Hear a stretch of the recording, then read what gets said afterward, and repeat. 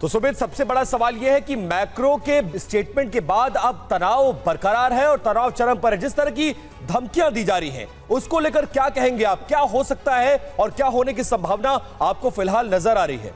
देखिए, आप इसको बिल्कुल हल्के में तो नहीं ले सकते, लेकिन ये जरूर है, आपको याद होगा कि रूस और यूक्रेन की जंग इसी बात पे शुरुआत हुई थी कि नाटो की, या फिर आप कह सकते हैं कि यूरोप के कई देशों के जो स्पेशल फोर्सेस के जो ट्रेनिंग बेसिस थे वो यूक्रेन की सरजमी पर स्टैब्लिश कर दिए गए थे। ये रिपोर्ट व्लादिमीर पुतिन ने कुछ महीने पहले खासतौर पर अमेरिका को और यूके को दिखाकर बताया था कि अगर ऐसा होता है तो फिर मैं निश्चित तौर पर कोई बड़े कदम उठाऊंगा, और जब ऐसा हुआ तो उन्होंने जंग छेड़ दी सीधा यूक्रेन के साथ। तो आप मानिए कि अगर नाटो की तरफ से या फिर नाटो के साथ किसी भी देश के तरफ से यूक्रेन के साथ सीधे तौर पर शामिल होने की बात उनकी पुष्टि होती है तो फिर निश्चित तौर पर इस जंग का दायरा ना सिर्फ यूक्रेन बल्कि नाटो के कई देशों तक पहुंच जाएगा। और यह व्लादिमीर पुतिन कई बार इंडिकेट भी कर चुके हैं और यह भी कह चुके हैं कि अगर जरूरत पड़ी तो फिर न्यूक्लियर वेपन का इस्तेमाल भी करेंगे। तो यह निश्चित तौर पर एक बहुत बड़ा गहरा संकट भी, और यह भी दिखा रहा है कि तरफ से जो नाटो के देशों की तरफ से जो धमकाने की या फिर एक प्रेशर के तौर पर इस्तेमाल किए गए बयानों को व्लादिमीर पुतिन किस तरीके से लेते हैं, यह भी देखने वाली बात होगी। बिल्कुल सुमित, बने रहे आप हमारे साथ। और देखिए, इस बीच एक और बड़ी खबर, पुतिन की धमकी के बीच नाटो का बयान। नाटो यूक्रेन के पक्ष में खड़ा रहेगा, यूक्रेन नाटो में शामिल होकर रहेगा, यह कह दिया गया है नाटो चीफ की तरफ से, जेन्स स्टोल्टेनबर्ग की तरफ से। नाटो यूक्रेन काउंसिल के जरिए संबंध और मजबूत होंगे आने वाले वक्त में नाटो का यूक्रेन को लेकर यह बहुत बड़ा बयान। We are deepening our political ties through the NATO-Ukraine Council, where we consult and make decisions together. Ukraine will join NATO. It is not a question of if, but of when. As we prepare you for that day, NATO will continue to stand with Ukraine for your security and for ours. और एक और बड़ी खबर, Putin की परमाणु तैयारियों पर बहुत बड़ा खुलासा। रूसी सेना ने परमाणु बम के इस्तेमाल का अभ्यास किया।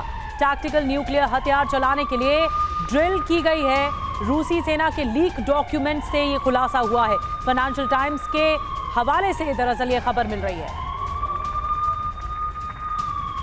और सुमित हमारे साथ लगातार बने हुए हैं। सुमित, एक तरफ तो पुतिन सामने आते हैं और कि ये कहा जाता है उनकी तरफ से कि ये न्यूक्लियर स्टेट है रूस, एक तरफ तो उनकी धमकी, तो दूसरी तरफ ये तैयारियां जो कि फाइनेंशियल टाइम्स की रिपोर्ट के आधार पर सामने आ रही है कि ये ड्रिल हुई है।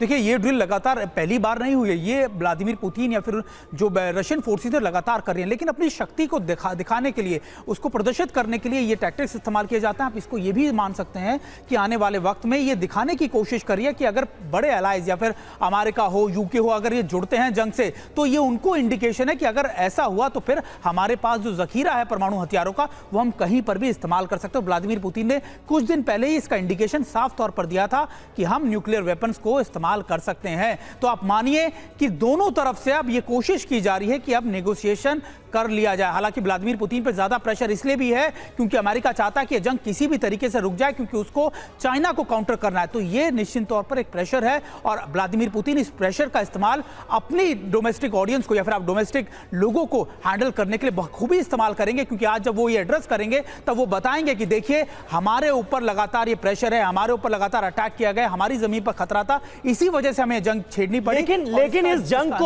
जंग को सुलगाने का अगर इल्जाम देखा जाए तो इस वक्त वो सबसे ज्यादा किस देश पर नजर आता है? क्योंकि नाटो बार बार यह दोहराता नजर आ रहा है सुमित कि यूक्रेन को नाटो का मेंबर बनाया जाएगा, यानी वो मसला जिससे जंग की शुरुआत हुई थी उसको और भड़काया जा रहा है और वहां चिंगारियां सुलगती हुई नजर आ रही हैं। अब फ्रांस की तरफ से भी जो स्टेटमेंट आया है, पुतिन कह रहे हैं कि न्यूक्लियर हथियारों का हम इस्तेमाल कर देंगे, तो ये तो और ज्यादा भड़काने की बात हो रही है हर तरफ। देखिए समीर, नाटो में यूक्रेन के शामिल होने की बात लगातार नाटो लंबे समय से करता है, हालांकि पिछले जंग शुरुआत होने से 1 साल पहले से लगातार। लेकिन सबसे बड़ी दिक्कत रूस को तब हुई जब स्पेशल फोर्सेस की यूनिट के कैंप्स यूक्रेन की सरजमी पर एस्टेब्लिश किए गए और लगातार यूक्रेन की आर्मी को ट्रेन किया जाने लगा, तब रशिया ज्यादा भड़का। और रशिया की सबसे बड़ी दिक्कत यही थी, क्योंकि उसको लगता था कि अगर ये स्पेशल फोर्सेस और ज्यादा ट्रेन हो गई तो उसकी जमीन, क्योंकि यूक्रेन के साथ लगती हुई है, इसीलिए उसको ज्यादा खतरा था। और अभी आप देखिए कि अमेरिका और लगातार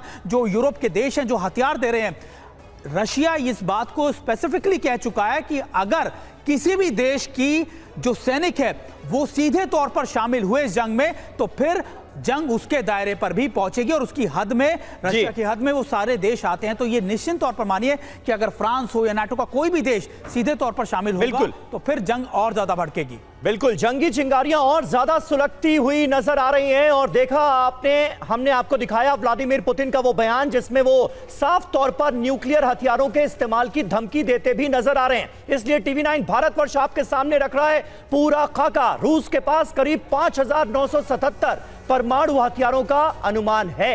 1,588 परमाणु हथियारों की अलग अलग जगहों पर तैनाती की गई है। यह है रूस का परमाणु दम। 10 पनडुब्बियों में 800 परमाणु वॉरहेड की तैनाती की गई है। आदेश मिलने के चंद सेकंड्स के अंदर ही परमाणु हमला संभव है। इंतजार है तो बस पुतिन की हां का। 400 परमाणु हथियारों से लैस इंटरकॉन्टिनेंटल बैलिस्टिक मिसाइलें हैं रूस के पास। रूस की मिसाइलें दुनिया के किसी भी कोने तक पहुंच सकती हैं। तमाम वेस्टर्न कंट्रीज के लिए यह एक बड़ा खतरा हो सकता है। यह है पुतिन का परमाणु दम।